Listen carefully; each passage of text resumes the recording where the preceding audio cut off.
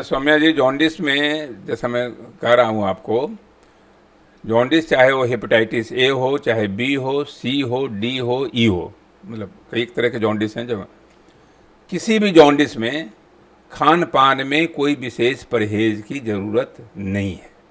मैं आपको बता रहा हूँ, जो नॉर्मल बिलीफ है कि जॉन्डिस जब हो गया तो उबाला हुआ दीजिए, ये दीजिए, जो भी मरीज़ लाइक करता है वो दे सकता है। इवन आजकल तो ये भी आया है कि जो फैट है, जो घी है, वो भी हम लोग जॉन्डिस में दे सकते हैं।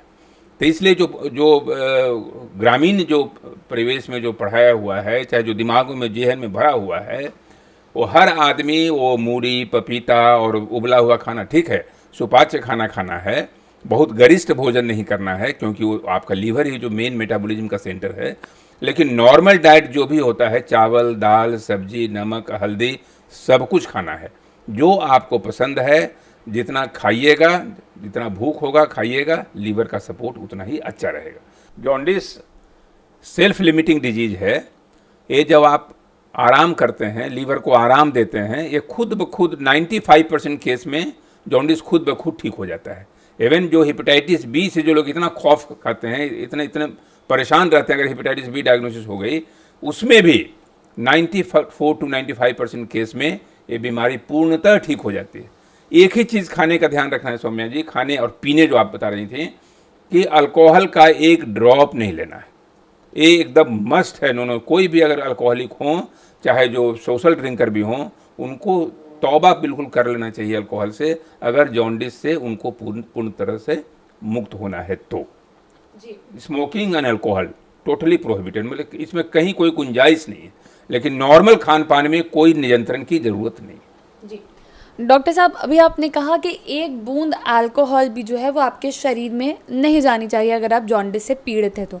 लेकिन लोगों की अक्सर प्रवृत्ति ये रहती है कि 2 घूंट से कुछ नहीं हो जाएगा, तो उनके लिए क्या समझाएंगे कि ये 2 घूंट उनके लिए क्या साबित कर सकती है? ऐसा है सौम्या जी कि जहर का कोई परिमाण नहीं होता है।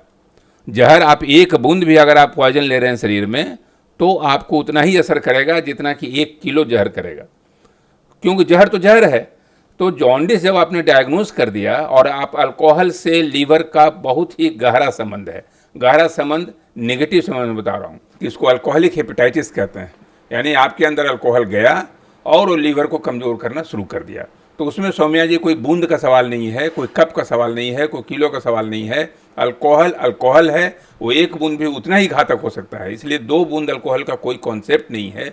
जब भी जॉन्डिस हो जाए, आपको ये नसीहत हमें देनी पड़ेगी कि बिल्कुल ही अल्कोहल से जितना दूरी बना के रखिएगा, उतना ही जल्दी लीवर आपका ठीक होगा। जी डॉक्टर साहब, जैसा कि आपने हमें ये तो बताया कि कोई खास खान पान में परहेज़ करने की ज़रूरत नहीं है, लेकिन क्या ऐसी कुछ चीज़ें हैं जो अगर एक व्यक्ति, एक जॉन्डिस का मरीज़ खाए तो फिर उसकी जो रिकवरी है वो ज़्यादा जल्दी होगी?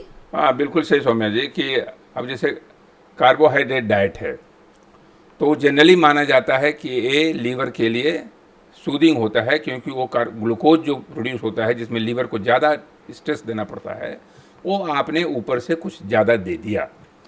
तो plenty of carbohydrate diet, vitamin C आपको फ्रूट्स वगैरह लेते रहना है। तो फ्रूट्स का जितना सेवन करेंगे, ग्लूकोज करें, केवल ग्लूकोज ऊपर से नहीं पीते रहना है, बल्कि मैं कह रहा हूँ कार्बोहाइड्रेट का जो सोर्स है वो लेते रहना है। फैट डिजायरेबल नहीं है, होना नहीं चाहिए, लेकिन अगर पसंद है तो कभी तो फैट भी चल सकता है, मैं कह रहा हूँ। लेकिन protein diet, carbohydrate diet, fruits का पूरा सेवन, ताकि आपको पूरा विटामिन्स मिलता रहे, मिनरल्स मिलता रहे।